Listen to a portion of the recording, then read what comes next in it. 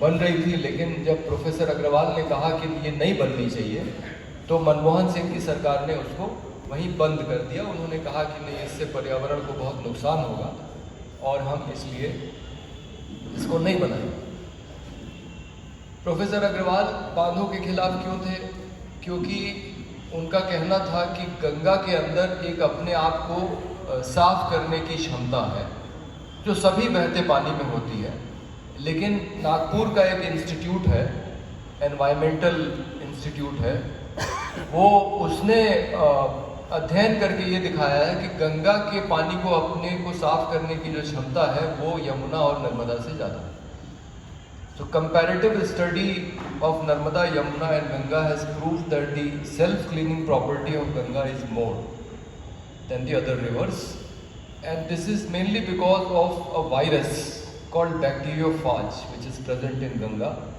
Bacteriophage नाम का virus जो तमाम प्रकार के हानिकारक बैक्टीरिया को ख़त्म कर देता है। जैसे कि मनुष्य के शौच से निकलने वाला जो बैक्टीरिया है ई कोलाई, उसको ये वायरस ख़त्म करता है। तो जितना हमारा सीवर का पानी गंगा में जाता है, आज भी जा रहा है, ऐसा नहीं है कि आज नहीं जा रहा है, क्योंकि हमारे पास अभी सीवेज ट्रीटमेंट की उतनी क्षमता नहीं है जितना सीवेज हम निकालते हैं।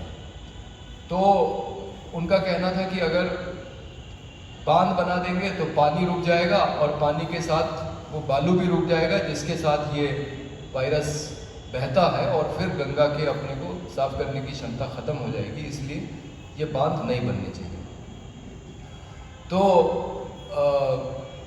वो अनशन पे बैठे थे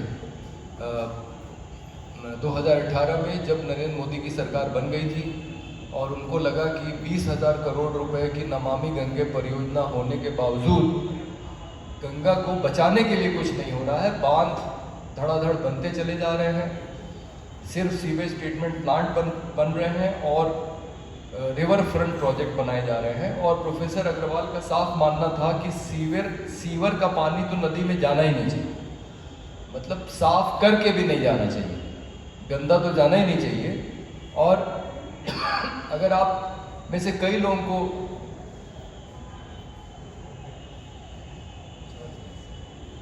तो आप में से बहुत सारे लोगों को यूरोप और अमेरिका में जाने का मौका मिला होगा, या नहीं तो आपने तस्वीरों में ज़रूर देखा होगा। ये सबको मालूम है कि यूरोप और अमेरिका हमसे ज़्यादा प्रदूषण करते हैं। They generate more pollution than us, Europe and America, but you will never find any of their water bodies dirty. आपको कोई भी नदी तालाब वहाँ का गंदा नहीं दिखाई पड़ेगा। और इसकी वजह यह है कि उनके यहाँ सीवर का पानी नदी में नहीं डाला जाता, उसको साफ करके वो कुछ और उसको इस्तेमाल में लेते हैं, लॉन की सिंचाई में, कार धोने में, आपके शौचालय में जो फ्लश होता है, फ्लश टॉयलेट में, तो उस पानी का इस्तेमाल दूसरी जगहों पे हो जाता है, लेकिन वो नदियों में नहीं डाला जाता। तो प्रोफेसर अग्रवाल का भी मानना था कि ये जो सीवेज ट्रीटमेंट प्लांट बन रहे हैं ये समाधान नहीं है, क्योंकि हम उतना बना ही नहीं पाएंगे। मतलब जितना हम बनाएंगे तब तक हमारी शहरों की आबादी और बढ़ जाएगी और सीवर की मात्रा बढ़ जाएगी। तो हम अगर इसके पीछे पीछे भागते रहेंगे सीवर को ठीक करने के, साफ करने के, तो वो नहीं हो पाएगा। इसलिए हमें ये नहीं करना चाहिए और बांध नहीं बनानी चाहिए। उनका अनशन 112 दिन चला। उन्होंने 4 चिट्ठियाँ लिखी नरेंद्र मोदी को, 2 अनशन शुरू करने के पहले, 2 अनशन के दौरान। और मैं उस समय गया था उनसे मिलने 2 बार हरिद्वार मातृ सदन में। एक आश्रम है, हरिद्वार स्टेशन से 7 किलोमीटर दूर है। एक अनोखा समूह है साधुओं का जो गंगा को बचाने के लिए अब तक 60-65 अनशन कर चुके हैं और उसमें से 3 साधुओं की जान चली गई।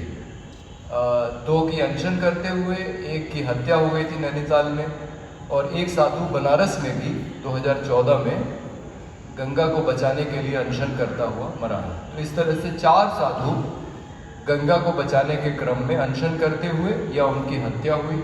माफिया, जो सैंड माफिया है, क्योंकि मातृ सदन के अनशन गंगा में जो अवैध खनन होता है उसके खिलाफ होते थे, और ये प्रोफेसर अग्रवाल जब अपने अनशन पे बैठे थे तो ये बड़े बांधों के खिलाफ बैठे थे।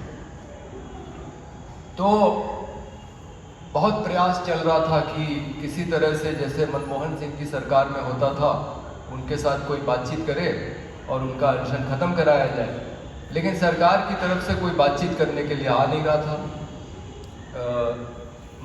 उस समय जल संसाधन मंत्री, उसका नाम तो बदल दिया गया था, उसका नाम हो गया था, उसके नाम में गंगा संरक्षण जोड़ दिया गया था, लेकिन उसके बावजूद गंगा को बचाने के लिए एक हिंदू संत से भारतीय जनता पार्टी की सरकार बात करने को तैयार नहीं थी। नितिन गडकरी फ़ोन पे बात करने को तैयार थे, सिर्फ उमा भारती जरूर आई थी मिलने, लेकिन उमा भारती के पास वो मंत्रालय नहीं था कि वो निर्णय ले सके, वो सैनिटेशन विभाग देख रही थी।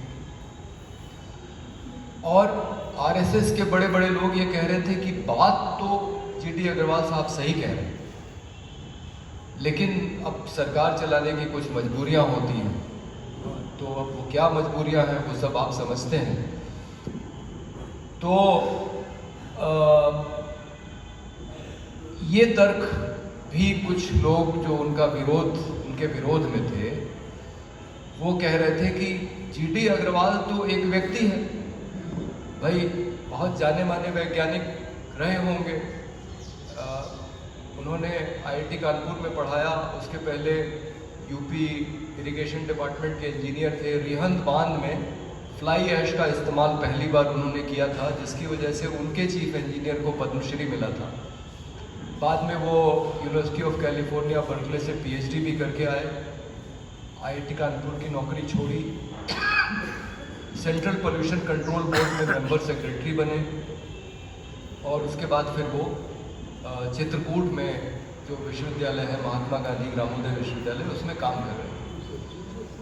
तो बहुत बड़े वैज्ञानिक थे, संत बन चुके थे, लेकिन सरकार उनसे बात नहीं कर रही थी गंभीरता से, और मुझे हालांकि लग रहा था कि उनसे बातचीत करके उनका अनशन खत्म हो जाएगा, लेकिन वो हुआ नहीं, और 112 दिन के बाद उनका देहांत हो गया एम्स ऋषिकेश में। तो एक उस समय एक ये बहस चली कि एक तरफ निर्वाचित सरकार है जो बांध बनवा रही है, जो सीवेज ट्रीटमेंट प्लांट बना रही है, जो 20,000 करोड़ रुपए का नमामि गंगे उसकी परियोजना चला रही है, और एक तरफ एक अकेला आदमी उसका विरोध कर रहा है। वो भले ही बहुत बड़ा वैज्ञानिक हो, हिंदू संत हो, चाहे जो भी हो, तो उसकी बात क्यों मानी जाए, मतलब एक आदमी की बात क्यों मानी जाए, क्योंकि सरकार के पास तो भाई जनता का मैंडेट है जिसको कहते हैं। तो the question was why should anybody listen to one man who may be a very great scientist and may be a Hindu saint fighting for, saving Ganga, but the government which is getting the dams built, which is getting the sewage treatment plants constructed, which is running a 20,000 crore rupees Namami Gange project, has people's mandate. So essentially government can do whatever it wants to, and one person should not oppose it, he has no locus standi। तो हम लोग उसका आधार खोज रहे थे कि कैसे उनके अनशन को हम लोग जायज़ ठहराएं, और तब फंडामेंटल ड्यूटीज़ में ये नज़र आया कि हमारी एक फंडामेंटल ड्यूटी ये है, तो आर्टिकल 51 से मैं पढ़ रहा हूँ, fundamental duties, it shall be the duty of every citizen of India. ठीक, it doesn't say any political party or group or government. It shall be the duty of every citizen of India to protect and improve the natural environment, including forests, lakes, rivers and wildlife, and to have compassion for living creatures। ठीक, तो ये हमारे fundamental duty में कि हर एक नागरिक ये प्रयास करेगा कि जो प्राकृतिक जो वातावरण है, प्रकृति है, जिसमें जंगल है, जिसमें तालाब हैं, नदियां हैं, वनजीव हैं, और जो दूसरे जो जैन साहब की सुबह कह रहे थे, जो दूसरे जीव हैं, उनको हम बचाने की कोशिश करेंगे। तो प्रोफेसर अग्रवाल इस हिसाब से जो काम कर रहे थे वो एकदम जायज़ था, क्योंकि उनको समझ में आ रहा था कि ये सब जो हो रहा है इससे प्रकृति को नुकसान होगा, गंगा को नुकसान होगा, और उसको बचाने के लिए वो अपनी एक फंडामेंटल ड्यूटी के रूप में अनशन पे बैठे थे, और वो पूरी तरह से संवैधानिक था, वो उसको हम खारिज नहीं कर सकते थे। तो उसके बाद जब इसको और गौर से पढ़ा तो देखा इसमें तो और भी बहुत सारी महत्वपूर्ण बातें लिखी हुई हैं, और इसी में एक बात वो भी लिखी हुई है जो आपके कॉन्फ्रेंस के थीम से संबंधित है, और उसमें लिखा है कि एक बार मैं फिर पढ़ देता हूँ और फिर हम उसके ऊपर फोकस करेंगे जो आपके कॉन्फ्रेंस से संबंधित है।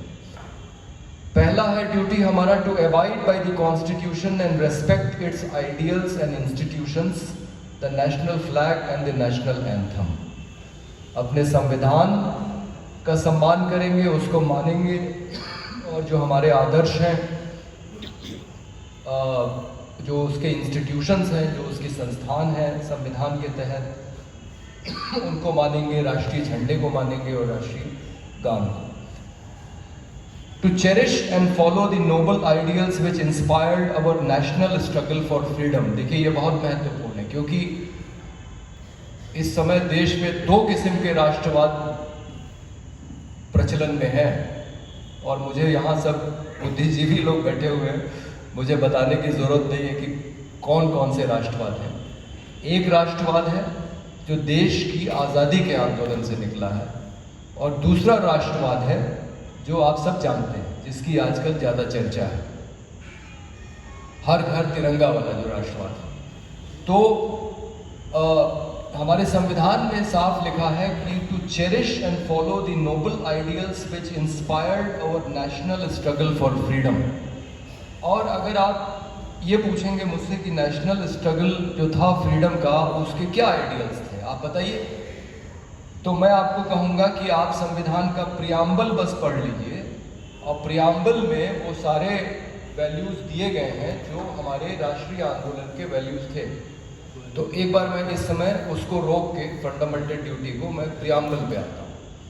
We the people of India, having solemnly resolved to institute India into a sovereign, socialist, secular, democratic republic, and to secure to all its citizens justice, social, economic and political, यानी कि हम एक संप्रभु, समाजवादी, धर्मनिरपेक्ष, लोकतांत्रिक गणराज्य हैं, और हमारे हर एक नागरिक को न्याय, किस तरह का न्याय, सोशल, इकोनॉमिक एंड पॉलिटिकल, सामाजिक, आर्थिक और राजनीतिक, और ये क्रम है जो मुश्किल से आसान की तरफ जाता है, क्योंकि आपको अगर याद हो डॉक्टर अंबेडकर ने ये कहा था कि इस संविधान से राजनीतिक बराबरी तो आ गई हमारे सभी देशवासियों में, लेकिन सामाजिक और आर्थिक बराबरी आने के लिए अभी बहुत लंबा समय हमें तय करना है। तो देखिए क्रम है social, economic and political. Vote देने का अधिकार तो अब सबका हो गया है, अमीर का, गरीब का, ब्राह्मण का, दलित का, औरत का, आदमी का, लेकिन हम ये नहीं कह सकते कि अभी देश में सामाजिक और आर्थिक बराबरी हमने कायम की है। दूसरा मूल्य है लिबर्टी, और ये आखिरी के जो 3 मूल्य हैं ये तो फ्रेंच रेवोल्यूशन से लिए गए हैं, लिबर्टी, इक्वालिटी, फ्रेटर्निटी, बस उसमें हमने जस्टिस जोड़ा है पहला, और जस्टिस इस देश के हिसाब से, इस देश में जो जाति प्रथा है, इस देश में जो दूसरे किस्म की गैर बराबरियाँ हैं, उसको देखते हुए वो बहुत महत्वपूर्ण है, इसीलिए वो पहले नंबर पे रखा गया है। Liberty of thought, expression, belief, faith and worship, हमारे सोचने का अधिकार, अभिव्यक्ति की स्वतंत्रता का अधिकार, हम किस धर्म को मानना चाहते हैं, हम किस तरह से पूजा करना चाहते हैं, वो स्वतंत्रता हमारी। Equality of status and opportunity, बराबरी, हमारे हमारी हैसियत में भी और हमें जो अवसर मिले उसमें भी। And to promote among them all fraternity, assuring the dignity of individual and the unity and integrity of nation. और आखिरी में बंधुत्व, और बंधुत्व हालांकि ये थोड़ा सा ऐसा शब्द है जो पुरुष प्रधान समाज ने गढ़ा है, इसलिए इसमें हम महिलाओं को, बहनों को छोड़ देते हैं, इसलिए अब इसमें संशोधन करके फ्रेटर्निटी एंड सोरोरिटी कर देना चाहिए, मतलब भाईचारा भी और बहनचारा भी। तो पर इसका मतलब यही कि सारे जो नागरिक हैं उनके बीच में भाई बहन की जो भावना है वो रहे और हर एक नागरिक का सम्मान। और फिर तो आप जानते ही हैं कि इसको हमने आत्मार्पित किया अपने आप को। तो ये जो मूल्य हैं, और इसमें भी आप जस्टिस, लिबर्टी, इक्वालिटी, फ्रेटर्निटी को ले लीजिए, तो ये हमारे मूल्य हैं, यानी कि न्याय, स्वतंत्रता, बराबरी और बंधुत्व। और बंधुत्व जब मैं कहता हूँ तो उसमें भाई बहन दोनों की भावना शामिल है। तो ये जो मूल्य हैं ये हमारे आज़ादी के आंदोलन के मूल्य, जो आज़ादी के आंदोलन से निकले, जिन लोगों ने आज़ादी की लड़ाई लड़ी, आज़ादी की लड़ाई लड़ने वालों में भी कई धाराएं थी। एक मुख्य धारा तो कांग्रेस की थी, जिसके नेता महात्मा गांधी, जवाहरलाल नेहरू, सरदार पटेल, मौलाना आज़ाद, खान अब्दुल गफ्फार खान को हमको नहीं भूलना चाहिए, जिन्होंने आज़ादी के आंदोलन में बहुत महत्वपूर्ण भूमिका निभाई और द्वि राष्ट्र के सिद्धांत को खारिज किया। तो एक तरफ ये लोग थे, ये सब इन मूल्यों में मानते थे, बराबरी में, न्याय में, समानता, स्वतंत्रता, इन सब मूल्यों को मानने वाले लोग थे। लेकिन जो दूसरी धाराएं भी थी आज़ादी के आंदोलन की, जैसे भगत सिंह के संगठन के नाम में ही सोशलिस्ट है, तो रिपब्लिक भी है, तो भगत सिंह भी इन्हीं विचारों को मानते थे। और डॉक्टर अंबेडकर तो इसके लिए प्रयास ही कर रहे थे। तो चाहे वो डॉक्टर अंबेडकर की धारा हो, चाहे वो कांग्रेस की धारा हो, और चाहे वो भगत सिंह की धारा हो, जितनी भी धाराएं थी, जो लोग ईमानदारी से आज़ादी की लड़ाई लड़ रहे थे, जो ईमानदारी से आज़ादी की लड़ाई नहीं लड़ रहे थे, उनकी बात मैं नहीं करना चाहूँगा। जो एक ऐसी धारा थी जो आज़ादी के आंदोलन के सबसे बड़े नेता को देश की आज़ादी के मिलने से पहले ही मारने की कोशिश कर रही थी। ठीक, आज़ादी के बाद मारा, आज़ादी के बाद तो मारने में सफल हो गए, लेकिन देश की आज़ादी मिलने से पहले ही गांधी के हत्या के प्रयास शुरू हो गए थे। अब ये सवाल मैं आपके लिए छोड़ता हूँ कि देश की आज़ादी मिलने के पहले अगर देश की आज़ादी के आंदोलन के सबसे बड़े नेता को मारने की कोशिश की जा रही है, तो वो धारा क्या है, वो किस लिए काम कर रही है। तो ये जो मूल्य है हमारे संविधान के, यही मूल्य हमारे आज़ादी के आंदोलन के मूल्य हैं। और इसलिए हमें ये हमारा एक मौलिक कर्तव्य है कि हमारी जो स्वतंत्रता आंदोलन है उसके मूल्यों को हम माने, सम्मान करें, उनका पालन करें, क्योंकि ये आदर्श है हमारे लिए। नंबर 3 जो हमारा मौलिक कर्तव्य है, to uphold and protect the sovereignty, unity and integrity of India. अपने देश की संप्रभुता, एकता, अखंडता को हम बचाएंगे। नंबर 4 है to promote harmony and spirit of common brotherhood among all the people of India, transcending religious, linguistic and regional or sectional diversities, to renounce practices derogatory to the dignity of women. यही हमारा मुख्य बिंदु है आज की बहस का, क्योंकि आपके ये कॉन्फ्रेंस के थीम से जुड़ा हुआ है। लेकिन इसके अलावा जो दूसरे बिंदु हैं वो भी पढ़ लें, क्योंकि वो भी कहीं ना कहीं इससे जुड़े हुए हैं। जैसे to value and preserve the rich heritage of our composite culture। हमारी एक मिश्रित संस्कृति है जिसमें तमाम संस्कृतियों का समागम है, तो उसको बचाना। और to protect and improve the natural environment, ये तो आ गया जो मैंने पढ़ दिया था GD अग्रवाल जी के संदर्भ में. To develop the scientific temper, humanism and spirit of inquiry and reform, to safeguard public property and to abjure violence, to strive towards excellence in all spheres of individual and collective activity, so that the nation constantly rises to higher levels of endeavor and achievement. और आखिरी में, who is a parent or guardian to provide opportunities for education to his child. यानी कि हमारी ये भी जिम्मेदारी है कि अगर हम पेरेंट हैं तो हमारे बच्चे को शिक्षा मिले. और हकीकत यह है कि हिंदुस्तान में अभी सारे बच्चे स्कूलों के अंदर भी नहीं पहुंच पाते, क्योंकि वो किसी फैक्ट्री में काम कर रहे हैं, किसी चाय की दुकान पे काम कर रहे हैं, या किसी अन्य कारण से अपने छोटे भाई बहनों की देखभाल कर रहे हैं, इसलिए विद्यालय नहीं जा रहे हैं. तो अगर आप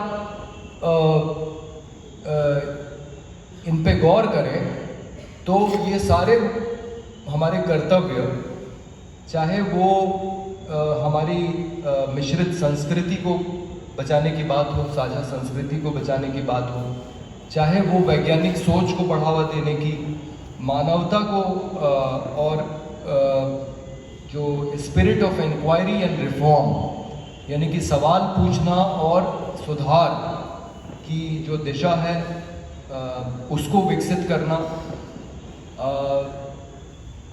हम हिंसा का सहारा न लें, ये भी इसमें हमारा मौलिक कर्तव्य है. और strive towards excellence in all spheres of individual and collective activity. ये सुबह जब यहाँ पे जैन साहब शिक्षा के बारे में बात कर रहे थे और अपनी शिक्षा की जो कमियां हैं अपनी शिक्षा व्यवस्था की, उसके बारे में बात कर रहे थे, तो मुझे ध्यान आ रहा था कि हम तो खुद अपने साथ धोखा करते हैं. अपनी शिक्षा को हम, मतलब वो तो और आगे जाके बात कर रहे थे कि हमें अच्छा इंसान बनाना चाहिए और हमें सिर्फ विषयों को पढ़ाने तक सीमित नहीं रखना चाहिए. लेकिन उत्तर प्रदेश के अंदर बड़े पैमाने पे जिस तरह से नकल करके बच्चे 10वीं और 12वीं के इम्तिहान पास करते हैं, मतलब ये तो अपने आप में बहुत शर्म की बात है कि हमारा कर्तव्य ये कह रहा है कि हमें एक्सेलेंस, यानी हमें अच्छे से अच्छा काम करना है, उत्कृष्ट प्रदर्शन करना है. लेकिन शिक्षक के रूप में, अभिभावक के रूप में, या सिर्फ एक नागरिक के रूप में भी हम अपनी जिम्मेदारी इस दिशा में पूरी नहीं करते हैं.